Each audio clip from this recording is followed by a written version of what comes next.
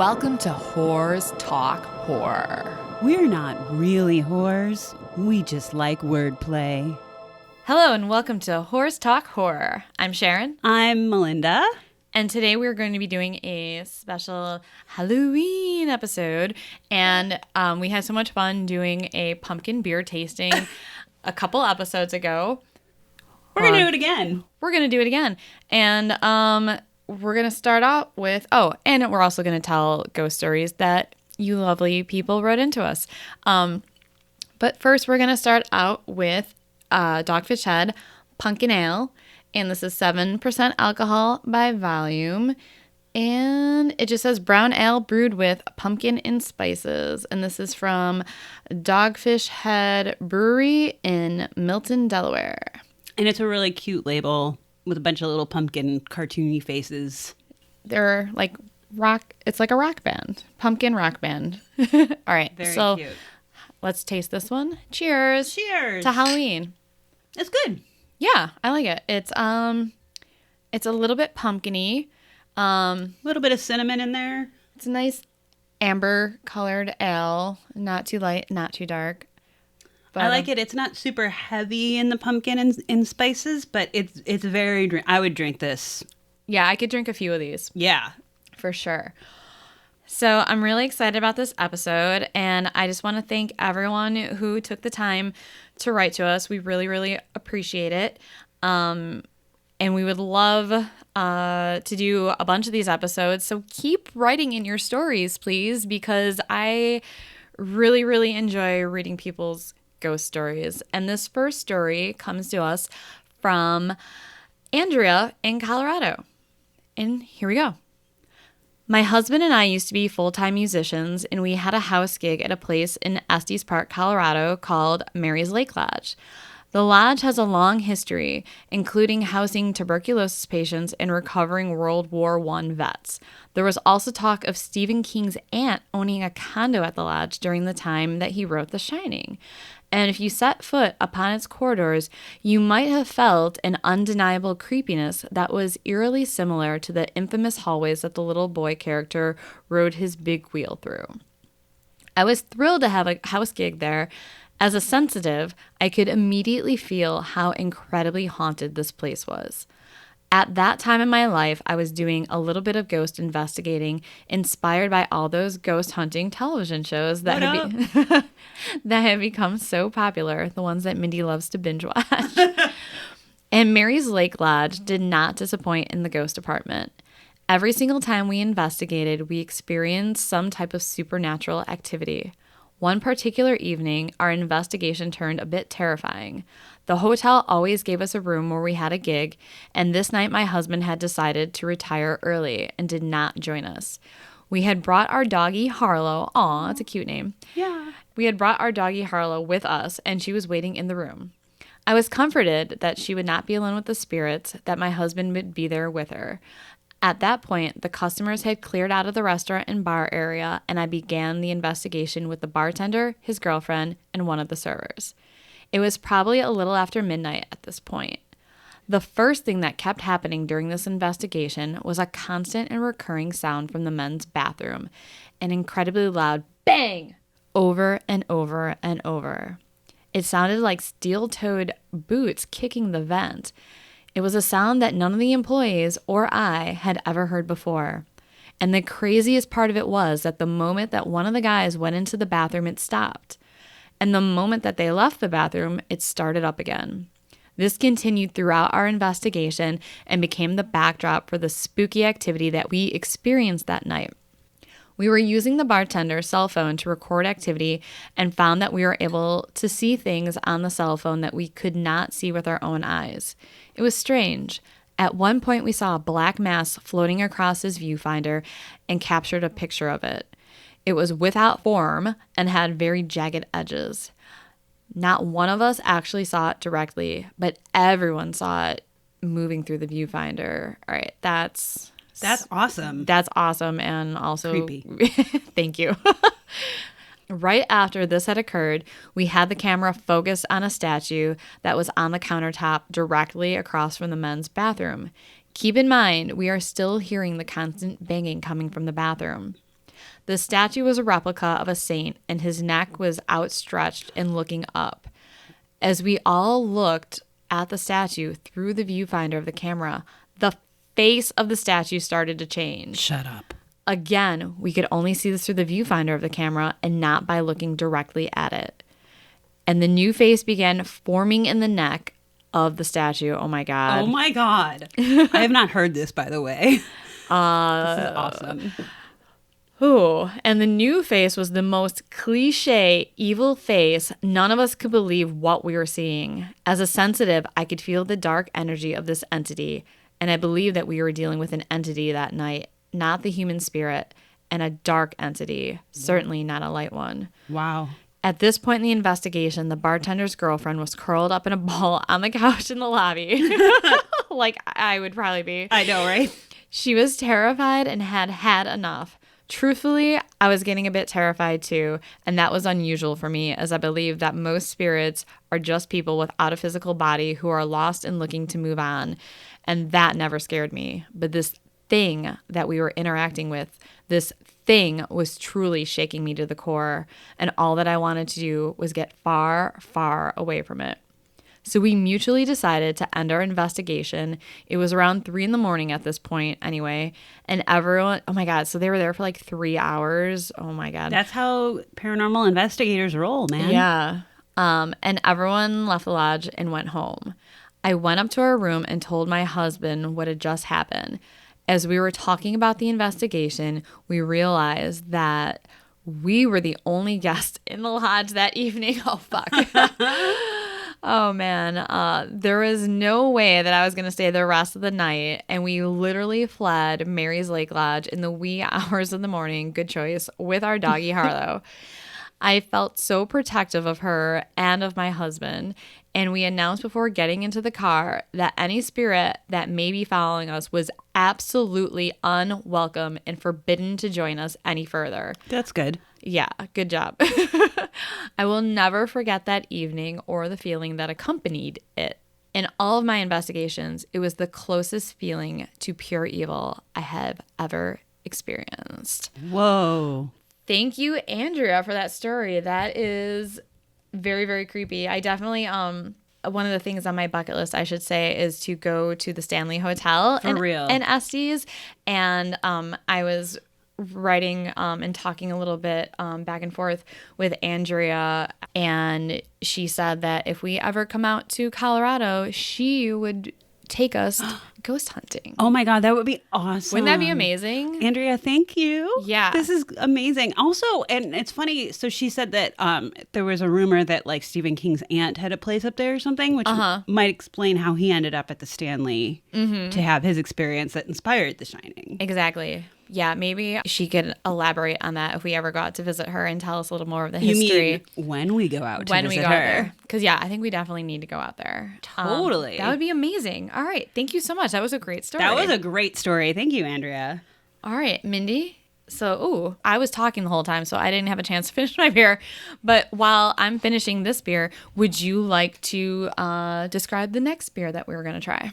Oh, yes. The next beer is, I don't think I've had this one actually. It's Warlock by Southern Tier Brewing Company. It's an Imperial Pumpkin Stout. It's a biggie. It's 8.6. What is it? ABUs or whatever? Alcohol by volume. ABUs? I don't know. Volume starts with a V, not a U. Well, this is why. Alcohol by unit? Yeah, that's what I was going for. Mindy's already drunk. And they don't have any cute little saying really on it. It's just the evil pumpkin head wearing a warlock hat. And I kind of feel like that really says it all. Is there no description about no, what they put in it? There's not really. And I kind of like that because it kind of makes it a little creepier. Because it does say it's limited edition and it's pumpkin stout. So all right, so let's pour this one and try it. As I chug my Dogfish Head. Oh, Jesus. That's a big pour, Mindy. Do you want to give Spencer a little? This is really, really good. Stouts. Oh, it is really good. Stout. I love I like stouts. Sour beers, and I love dark beers. So agreed. It's very... I could totally drink this real easy all day, and it's like 8.6 What did I say? ABUs. I'm holding by that. I'm Sticking by that. Thank you. Clearly, I need more beer. Clearly, maybe you should finish that after you read your story so you're not like slurring all your words. There's this time I went ghost hunting. You guys. Shut up. I'm telling a story. That's staying in. It's a good dessert beer. It is. Yeah. Yeah. It's just that I think I could easily get very drunk very quickly because it's very delicious. It is. It's really good. And I think it would go good with like some dark chocolate. Let me see the pumpkin factor on this one. It tastes like your typical stout with a little bit of spice to it. It's got a good cinnamony smell. Yeah. I think. Oh, yeah. Surprisingly, because it's like this dark stout beer, but it's delicious. Oh, and we didn't rate the first one. The pumpkin, the Dogfish Head Pumpkin Ale, I would give that a 3.75. I'll go with that. But it is a good, like, kind of not as heavy. Yeah. Like drinking. Kind of if you're thirsty, it's a good drink. Because Yeah. I thought it was really easily drinkable, if that makes any sense at all. In this one, I would give this one a 4, I think. For sure. Yeah, I like this. Maybe even a 4.25. You do. No, How much pie do you know? We could go 3.1. I'm gonna give this one actually a 4.25. Still, my favorite though is that Voodoo Ranger with the. Oh my god, that was so good. I know. I've been buying that a lot since we tasted it. It's so delicious. I should do that. You should do that. Thank you. It gave me a good idea. My favorite pumpkin ale is coming up, but that's a teaser for later. All right. What's up next? What do you got? Okay. So this story came to us from Instagram from Witchy Woman. There's not really a title, so I'm just going to jump right in. And here we go. My mom, my 2 aunts, and I were sitting in the living room. My grandma on my mom's side had just passed a few months ago at this point. She had a lengthy battle with brain cancer. We always have lots of family pictures on the wall. This is mostly because of that grandmother, I think. She always really liked the holidays and family pictures and making memories and things for people.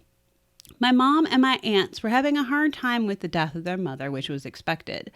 They still do sometimes, and it's been years. I hear that. There have been accounts by family and friends that stay at my house a couple of times that involve my grandma. Mom said something along the lines of, I don't want to put up the Christmas tree this year. It doesn't feel the same without Mom. We had a picture on the wall behind the TV of 2 of my cousins with a Christmas tree in the back. As my mom said this, the picture flew off the wall and into the middle of the floor. So we all looked at each other and said, Grandma said, yes, you are. And I just want to throw in here that I love this idea of strong, opinionated grandmothers because I talked in a previous episode about one of my grandmothers that kind of taught us a lesson the day she passed. But I have my other grandmother loved the song I Just Called to Say I Love You by Stevie Wonder. And to this day, like literally my cousin gave birth to a baby a few weeks ago, and the very next day I heard that song. We always hear that song like accompanying some sort of like life event or something like that. So big family moment. Exactly. So Nice. I can totally empathize with this. I think that's awesome that grandmas are like, nope, grandma. This is the way it is, and I'm gonna tell you. You're putting up the fucking tree. Exactly. And then this writer also had another shorty that I just thought was really funny and just wanted to read it. She said that she also had some paranormal activity in her home. And she writes, years later, I saw a white figure in my doorway that moved. My mom, dad, and I were living at his house together before the 2008 recession, and it was around Halloween. I was little enough to still have a baby doll, like 8-ish, which you don't really have to justify having a baby doll in your age. I still sleep with this teddy bear, so whatever. And I looked up at the ceiling and saw shadows that were scary to a little kid. Witch on a broom, an owl, bat were some of her examples.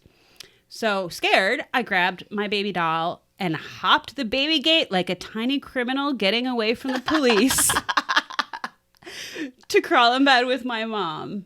She swears it was just a bad dream, and I swear that they chased me down the hall. Hop that baby gate. I honestly told that last part seriously because I just wanted to say that phrase, hop the baby gate like a tiny criminal getting away from the police.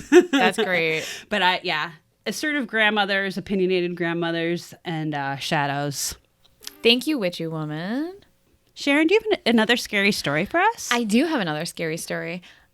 This is a ghost story that was sent to us from Cody. And she's Cody Loves Horror. On Instagram, right? On Instagram, yep. Sharon specifically texted me and was like, okay, so this person sent us a message on Instagram. Do not read this story because I want to read it to you when we do it. So I'm dying to hear this. And here we go. When I was in middle school, I stayed at the notoriously haunted Truckee Hotel in Lake Tahoe for a family ski trip. Built in 1873 as a stagecoach shop, you can imagine the rich history within its walls. At check-in, my dad jokingly asked if the hotel was haunted, to which they replied, "Very." Oh God. As they handed us the key to the fourth floor room, they said they had a number of known spirits, including the ghost of a little girl who haunted the fourth floor. Oh, great. She likes to hang out in the mechanical room and cause blackouts, they added. We got to our room. I confirmed on the hotel fire map that the staff-only room across from us was, in fact, the mechanical room. Naturally, I was thrilled. Wow. Okay. Some background info. A girl was kidnapped, brought to the Truckee Hotel, and murdered in a bathtub on the fourth floor. Oh my God, what if that was in the room that they stayed in? Holy shit. And they weren't kidding about those blackouts either. For the duration of the stay, they probably happened once a night and usually lasted for hours. What? On New Year's Eve, I had just begun flat ironing my hair when the power went out. Very annoyed, I marched out to the mechanical room door, gave 3 loud knocks, probably much louder than that, and said, "Can you please turn the lights back on?" I hear you, girl. You know, you can't leave the hotel with like half, frizzy hair. So no, and I was blow drying my hair. Oh, I would have been pissed. And that was good thinking. And a split second later, they were back on. Nice. Later that night, we were having dinner at the hotel restaurant when I realized I had left my camera in the room. I convinced my dad to go retrieve it for me. I snuck behind him up 4 flights of stairs and screamed, "Boo!" at the top. He screamed and then joked that the woman we passed on the stairs looked like a ghost. Shut up. But she was probably just attending a costume party on New Year's Eve. Okay. I was confused because I had been trailing him the entire time and saw no one. Oh my God. He insisted we passed a woman who looked like she had just stepped out of the Wild Wild West in a large pioneer-style gown. Both a little freaked out, we tried to find the camera as quickly as possible so we can get out of there. As we looked, we heard loud knocking on the door to our room several times, but of course, the hallway was empty every time. We didn't find the camera until the following day inside the mini fridge. Oh my God. What? Yeah, and I'm sure they did not place that there.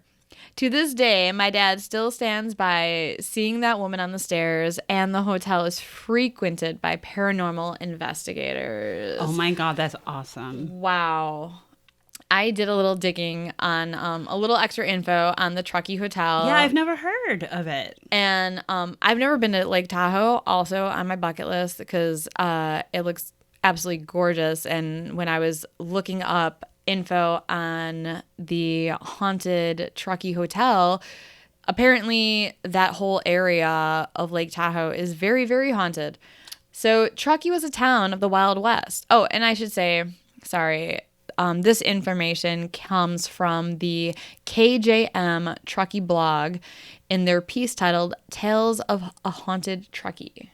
So Truckee was a town of the Wild West. One of the first legends of Truckee is the Donner Party, which we all know that story. And last podcast on the left, they actually have a really good Donner Party multi-part episode. So yeah, they dig deep. Listen to that if you want to know the real story of the Donner Party. Anyways, the notorious party was trapped in Truckee because of an early October storm. The tale is made famous by the party's resort to cannibalism to survive. The Truckee Hotel has seen a lot of activity from the living world and beyond. Since 1873, the hotel has welcomed stagecoach guests on their travels across California. After 3 name changes, a great fire, and thousands of guests, Oh my God. there is one thing that has stayed: the ghost. The first is of a little girl that was murdered in a bathtub on the 4th floor. Ding, ding, ding. Guests hear her running down the halls at night, maybe to escape her assailants. That's horrible. That is really horrible. The next is the Lady in Red. Architect Ron Gaunt, a 20-plus year Truckee resident, walked into one of the hotel rooms and instantly felt a cold chill. There was a woman in a red dress, long velvet, definitely not of this time period. Kind of very, very similar to what Cody's dad saw. That's what I was totally just thinking. Yeah. Actually. She walked into another room with no doors or windows and disappeared, said Gaunt. I saw the person clear as day. Then she was gone. The hair stood up in my arms and a chill went down my spine. Ooh. So that is a little story about Truckee. And thank you, Cody. That was an awesome story. Oh, that was great. Thank you. Seem like a very badass person for not like totally freaking out at everything that you experienced there. You just kind of like took charge. Please put the electricity back on. I gotta get my hair done. Don't mess with a girl when she's trying to get ready. No, that's all I'm saying. You don't do that. And I like that the ghost respected that. That's kind of awesome, actually. Right? She's like, yeah, okay. Oh, yeah, no, half your hair's done. My bad, sorry. What are we drinking now, Sharon? I'm asking because this is my favorite. So now we have another Southern Tier beer, the original Pumpkin Imperial Pumpkin Ale. Pumpkin pie in a glass. It really is. It's described on the bottle, and it is 8.6 ABU. Okay, you could stop making fun of me now. Never. God, it's been years since I've had the original pumpkin. Ooh, yeah.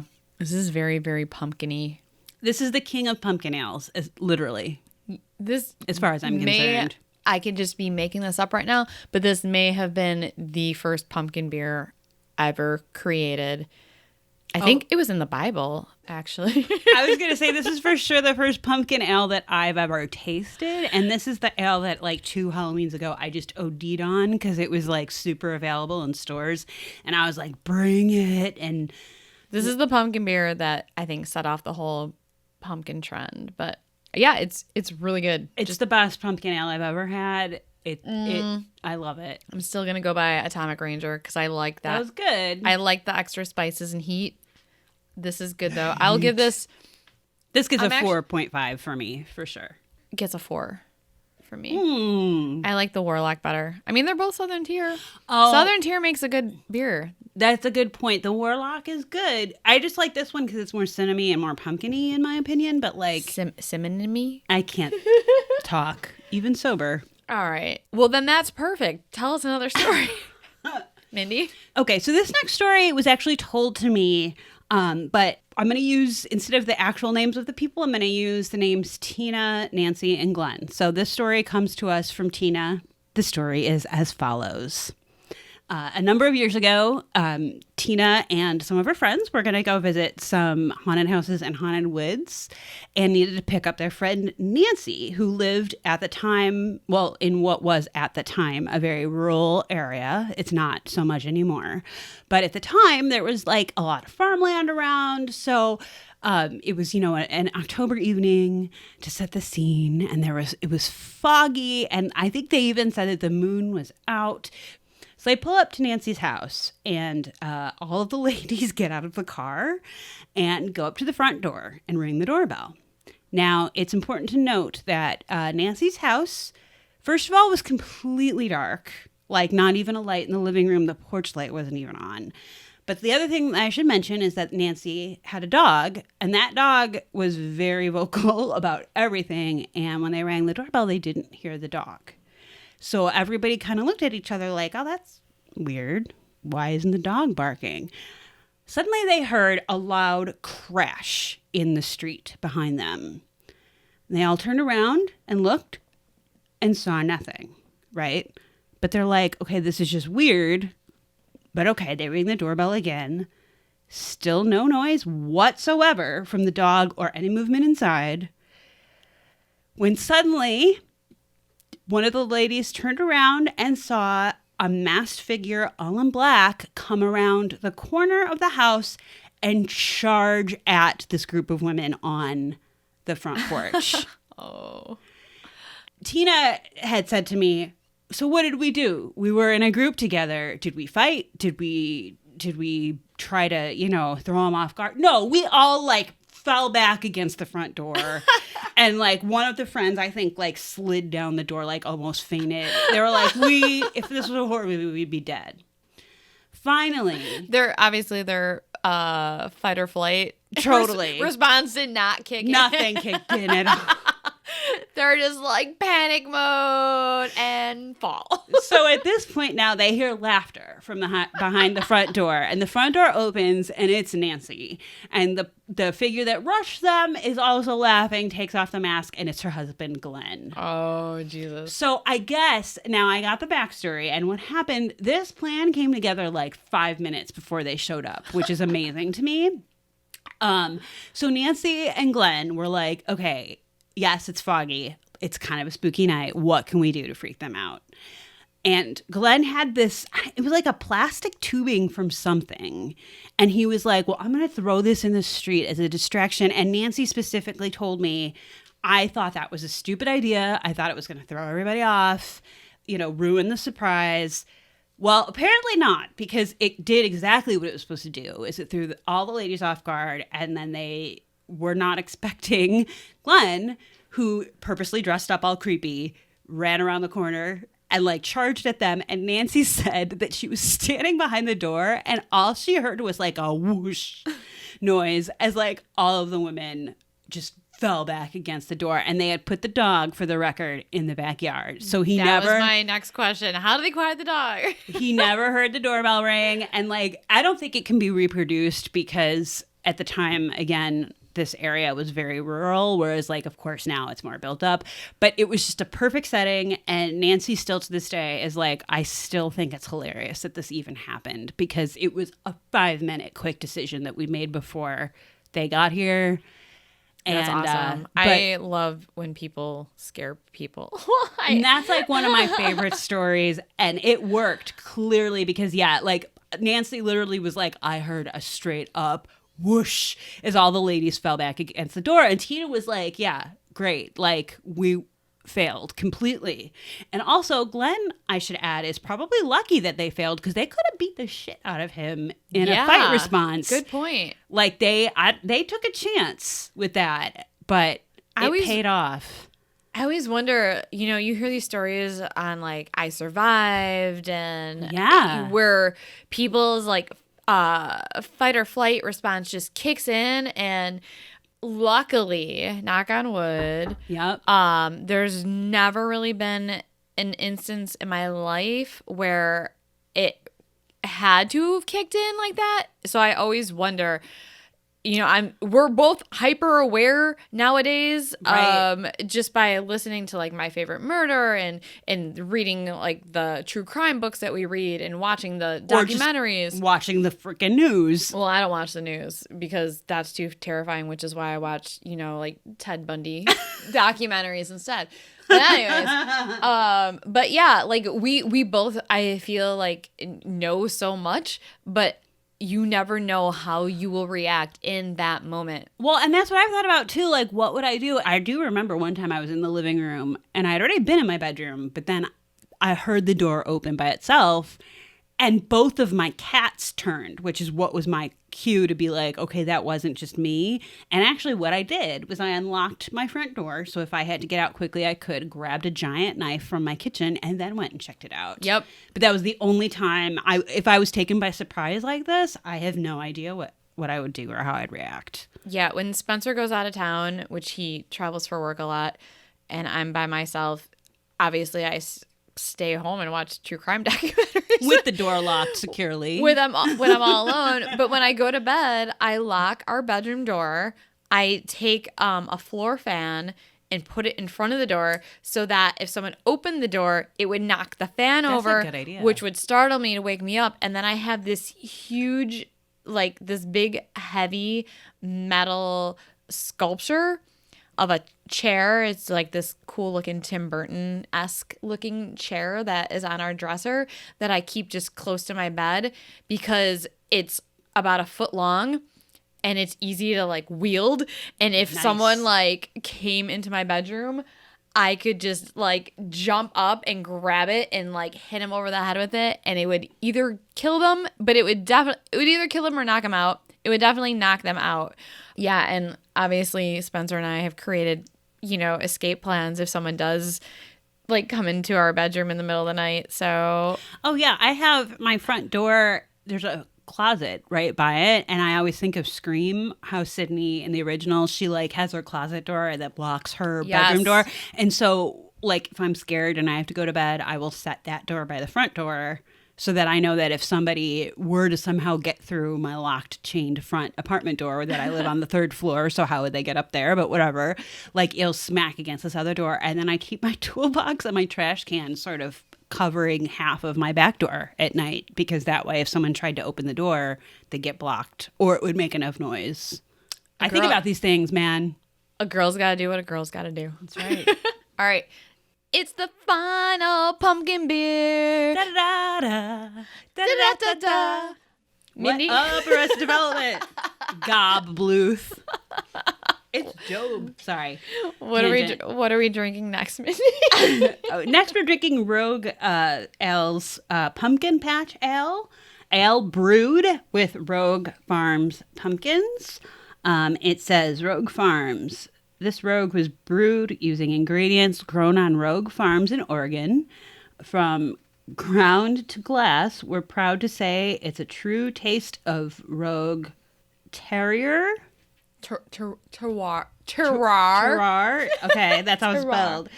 To learn more about Terrier. Rogue Farms and grow your own revolution, visit us online at rogue.com. Their terriers make this beer. Created with pumpkins grown at Rogue Farms in Independence, Oregon, fresh pumpkins are picked, loaded into our truck, driven immediately 77 miles to our brewery in Newport, Oregon, quickly roasted and pitched into the brew kettle. Wow, that's very specific. Very specific, and geez, with all this work, it's amazing. This bottle doesn't cost like $100. And it's 6.1 alcohol by volume. And it's a big fucking bottle, too. It's a 750 milliliter bottle. We're going to chug it. No, I'm kidding. All right. All right, let's taste this. It's a nice amber color. It has Pac-Man yeast. That's what it says. I don't know what that is, but this is pretty tasty. I still say pumpkin is my favorite. It is really tasty. But this is really good. I like it. This might be like right below pumpkin. Although you're right, that spicy ale we had on like a few episodes ago, that was still really delicious. But no, this one, it's kind of similar. This actually might be more pumpkin-y than the pumpkin. I don't know. I'm going to give this one a 4.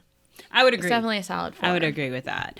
And now, Sharon, I think we have one more ghost story to read. Are you going to tell us? Yes. So we have one last ghost story. And again, really quick, thank you to all of you who wrote in with stories. Please keep them coming. Even just scary stories about like anything that you think we would find interesting. We love hearing from you guys and you playing pranks on people and scaring people. How you survive possible serial killers. Yeah, what are your escape plans? Ooh, that's a good subject, actually. Yeah. That is a good subject. But we've got, this one's about ghosts, hopefully. Well, okay, so this one is kind of a personal one. So I think I've mentioned in past episodes that I have lived in 2 houses that I believe to have been haunted. So this actually comes from my ex-boyfriend, Jeff. I told him to write me in a story. And here we go. I bought my house in October of 2004. The only thing I knew about the house was that an old man lived there before my wife now my ex-wife, and I moved in. I used to joke that I hoped the old man that lived there didn't die in the house. One day, the grandson of the old man that lived in my house came over to say hi and introduce himself. He lived a few blocks away and used to come over to mow his grandpa's lawn. As we were in my living room talking about the front door, he pointed to my couch and said, "That was right where he died." Oh, great. Oh, fuck. That was the last thing I wanted to hear. Can you imagine someone coming over your place and being like, "Oh, that's where so-and-so died"? I have a relative who had someone die in the tub of their house. Oh, I actually think it would be pretty funny to go to like my childhood home, which I've actually wanted to do because that's the first haunted house I grew up in, and I've always wanted to like go back there and ask like the new people who live there, like, have you seen anything weird? But like also go back there and just like walk into a random room and be like, oh, this is where my mom and dad were bludgeoned to death. Thank God I was at a sleepover that night, or I'd be dead too. All right, well, thanks for the walk down memory lane. Gotta go. Actually, the house that wasn't far from yours that I lived in when we were little, they did construction on that house. So I've always wanted to know, like, because they say construction stirs up stuff. Exactly. But anyway, quick tangent. Back to the story. Anyways, so soon after we moved in, we started hearing noises at night. There were random bumps and bangs in the house that you just didn't hear during the day. There was also the feeling that you were being watched, or it felt like someone was in the next room when no one else was home. Things would move around in the house too. If a cup was placed in one spot, it would be moved to another spot. Then one night when I was in bed, I was laying on my side sleeping. Suddenly I got Southern. I was laying on my side sleeping and happened to wake up in the middle of the night. Standing on my side of the bed was a tall silhouette of a man leaning over me. I was so petrified I tried to say something, but I couldn't. After a few moments, I decided to take a swing at whatever it was, and the silhouette just vanished before my eyes. After that, things escalated. Even more noises, and always the feeling that someone or something else was in the house with me. One night when I came home from work, I broke down because I couldn't take it anymore. I said out loud, "Hey, this is my house now. I would appreciate it if you moved on." I don't know. For you. I don't know if that's how he would have said it, but Good on him, though, for saying that. Yeah. So things died down after that. My wife and I divorced, and she moved out. My friend Paul moved in and became my roommate. Paul knew a little bit about some of the things that happened in the past, like the noises, but he didn't want to hear about them. While Paul was living there, his mom had passed away, and he was given her ashes to spread at their family cottage in Wisconsin. Paul was freaked out by the idea of having his mom's ashes in his room. I said I would put them in my bedroom closet until we were able to go up to Wisconsin to scatter them. Which, thanks, buddy. Like, hey, that's what a true friend is for. True friend is there to put your mom's ashes in their closet, all right? we have that, like, a t-shirt stenciled or something? Yeah. Well, we're going to get t-shirts made with that on there. So one bright and sunny morning, so now he has his roommate's mom's ashes in his closet like people do. One bright and sunny morning, I was laying in bed wide awake. Paul had already left for work, and I was home alone. As I was laying there with my eyes wide open, I heard a conversation coming from the living room, which was right next to my bedroom. I should also say, not only was I home alone, but the TV was not on. I lay in bed for half an hour listening to a man and woman talking in the living room. Although I could not really make out what they were saying, I knew the voice of the woman. Her voice was raspy, just like Paul's mom, who was a smoker and had a very distinctive voice. The other voice I can only assume was the man who had once lived in my house and died in my living room.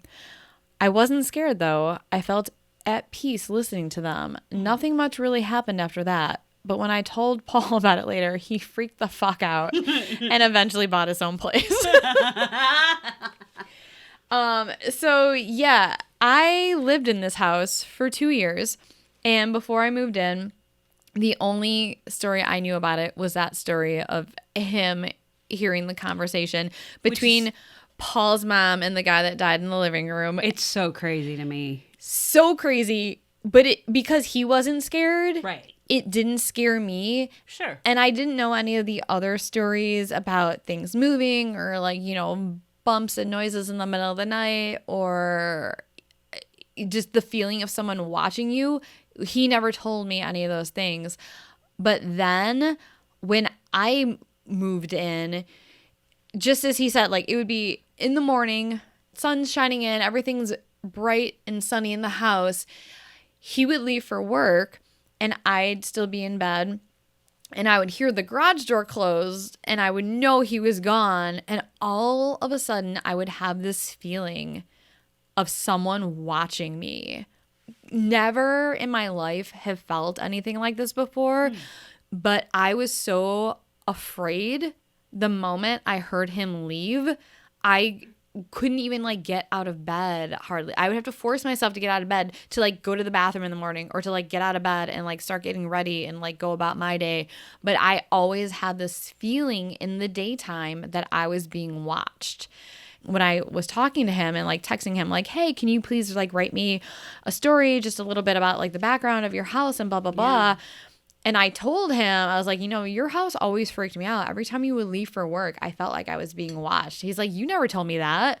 And I was like, no, I didn't. And then like I read the story and know that he felt the same thing. So the spirit might have quieted down, but it did not leave. No, it's his house for sure. He will always be there. He may not be as disruptive, but that house is so like and it's not a negative energy. Right. But I remember the first time I ever saw the first Paranormal Activity movie. I watched it by myself in the living room where the guy died.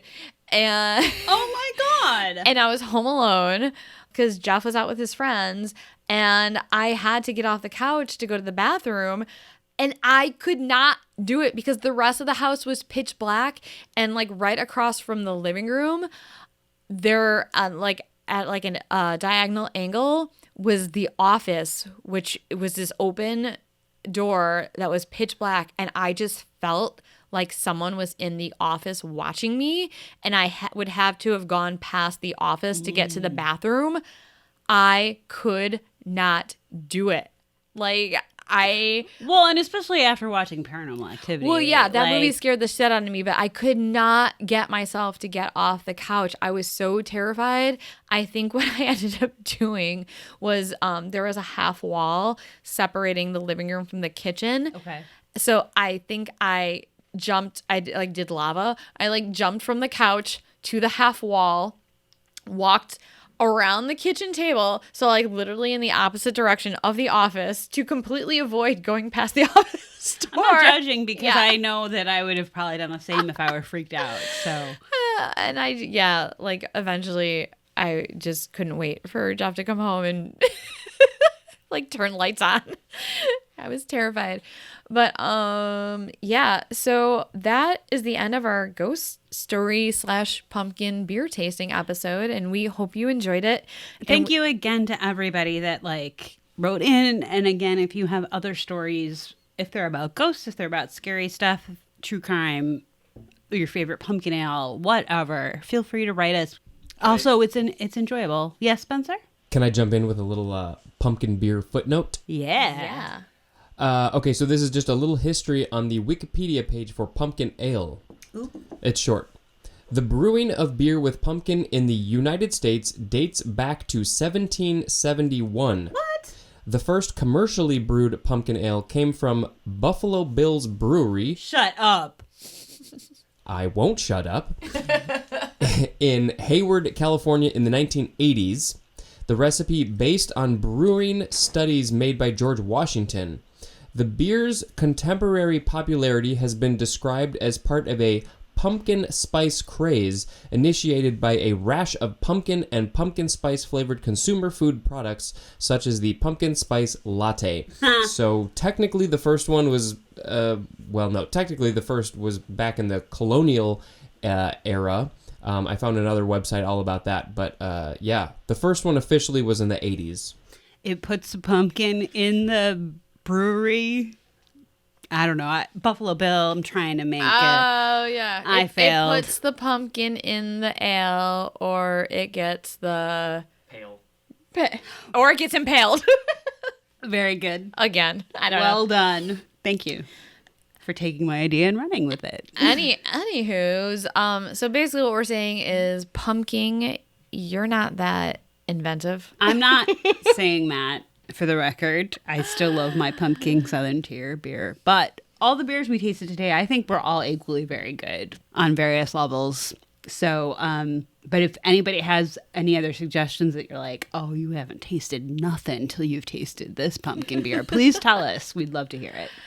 Yeah. And so yeah, keep writing into us your scary stories, your ghost stories, Your escape plans. That was a good idea. Yeah, I really want to hear people's escape plans because I'm not crazy and I think everyone should have an escape plan because you never know what fucked up shit is going to happen to you, you know? So, yeah.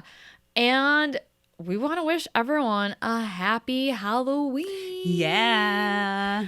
And Best time of the year. Best time of the year. Well, it's like treat yourself day. Best day of the year. It's like but Halloween. Yeah. Anyways, that's all getting cut out. But anyways, as always, thanks for getting creepy with us.